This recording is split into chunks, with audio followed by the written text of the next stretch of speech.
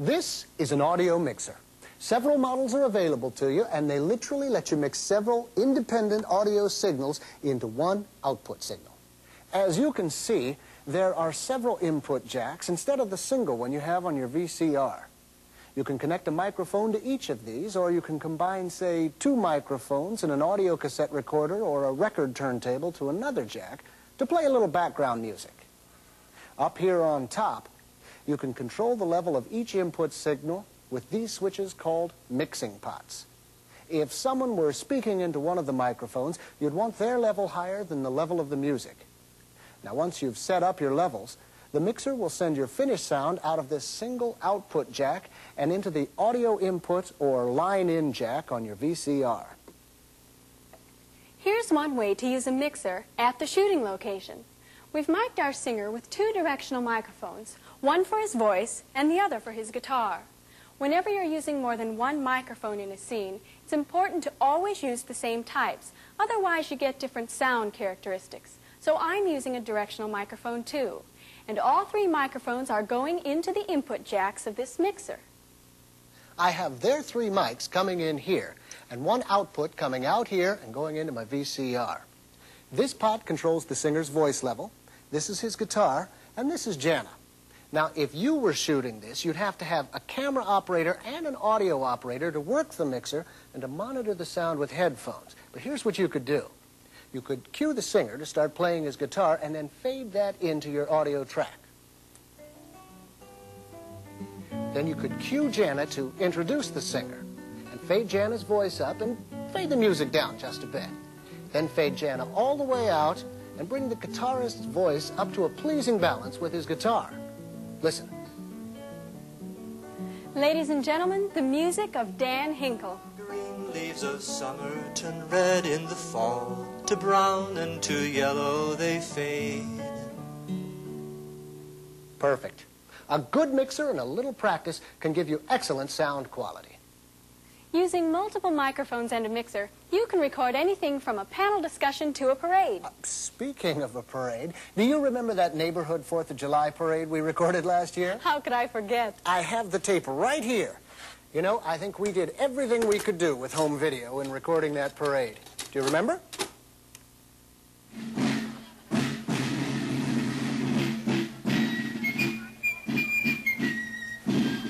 I can't believe you managed to pull my voice out of that noise with just that wireless Omni I was wearing. I did it with the mixer. You were mic'd tightly enough that I could slide your pot up and pull you out of the crowd noise. And I put a windsock on the other Omni, taped it to the flagstaff to pick up the whole band. Hi, we're here at the Volks-Reynolds annual Independence Day block party. The parade's about to begin, so grab an instrument and join right in.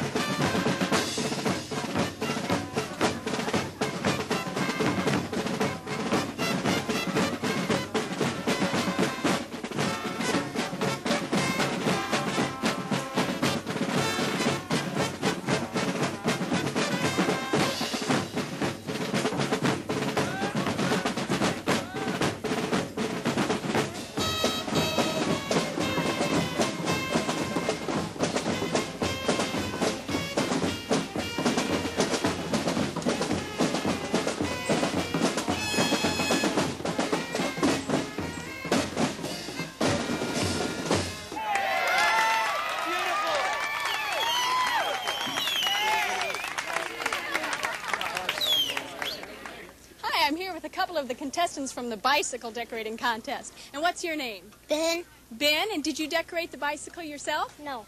Who decorated your bike for you? My mom and dad. Your mom and dad. And how old are you, Ben? 6. 6, and so what grade will you be in next year? 2nd. 2nd grade, huh? Okay, and who are you?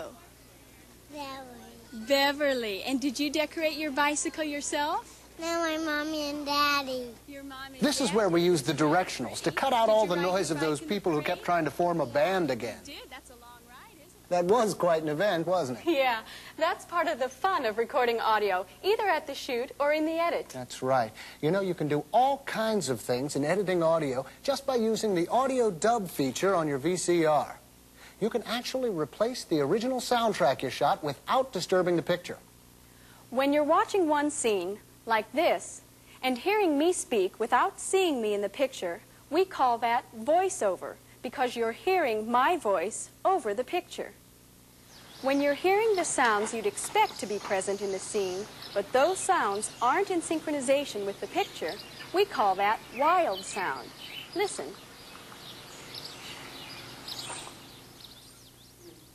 It's easy to dub in a new soundtrack over the one you originally shot, whether it's a voiceover narration, sound effects, or music.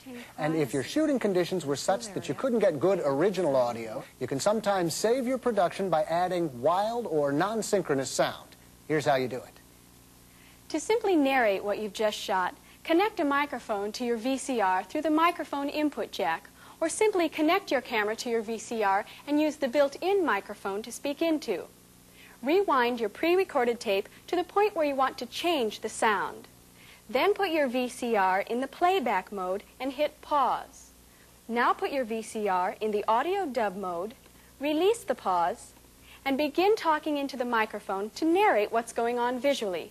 When you're through, stop your tape immediately, rewind it, and play it back to see if what you just recorded works for you. If not, do it again. For real control, though, it's best to pre-record your new audio on an audio recorder. You can even use your mixer to add sound effects or music to your narration. And you can do all of this without running the risk of erasing some of the video by starting and stopping your VCR so much. We must warn you that all commercially recorded music is licensed and copyrighted. Don't use it on your productions, especially if you're planning to sell them. There are several sound effects and music libraries available to you, though. Check with local recording studios in your town for the best sources near you. Sound effects and music are produced for producers like you to use in your own productions. But in order to use commercially produced recordings, you need the permission of the publishers, the artists, and the producers. And that permission can be very expensive. Now, do you really want to have some fun? Come with me. You can make sound effects at home. Here's some tricks the movie makers have used for years. To create the sound of rainfall, trickle salt or uncooked rice onto cardboard, cellophane, or into an empty can. You can create anything from a gentle rain to a full-blown downpour. Experiment and see what you get. You can make hoofbeats by taking 2 half coconut shells, hold them in your hands like this, and pound them on a solid surface, like this. Build yourself a fire by wrinkling cellophane in your fingers. Need a voice that sounds like it's coming over the telephone? Have one of your actors stand off camera and talk into a tall glass at an angle like this. Need a distant gunshot? Whack a leather seat with a flat piece of wood. And of course, if you've heard a distant gunshot, you need a body falling, right? Try this. Try sitting at a table and holding your arms like this. Then drop both your elbows to the table and follow very quickly with your forearms. Now cut that out. Seriously, folks, audio can be a lot of fun, and most of the fun can be in doing the unexpected, with purpose, of course. Practice the serious techniques you've learned in this program to get good audio. And once you've mastered those, you can use your skills to be more entertaining. Try pre-recording audio and miming video. Try post-recording using the impact and drama of sound effects and music to enhance your video. In the meantime, don't misplace any microphones. And happy recording.